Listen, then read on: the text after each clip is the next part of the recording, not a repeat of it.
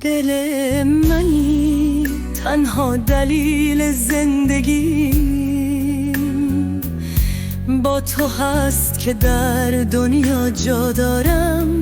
در دلم چشمانت نور، لبخندت آسمان. از وقتی تو هستی از هر درد شادم. دستهایت لانه آرامش من است، دلم در کنار تو مثل بهار و گل است.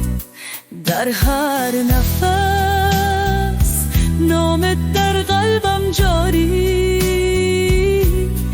تمام دنیای من تویی و بس بی پایانی.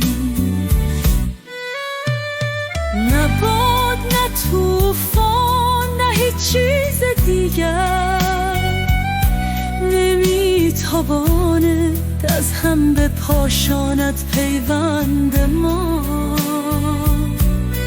تا ابد در کنار تو عاشقانه خواهم زیست، در هر لحظه و هر یاد نام تو را میبینم.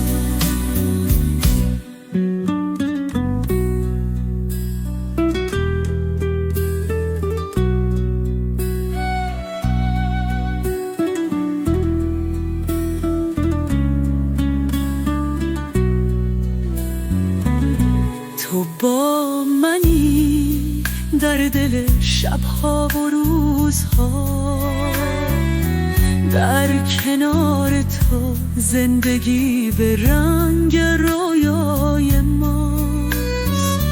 با تو هر لحظه یک شعر عاشقانه که از دل عشق تو همیشه به زبان میآید. تو همه چیز منی و زندگی من در دستهای توست. عشق من تویی که تنها دلیل خوشبختی من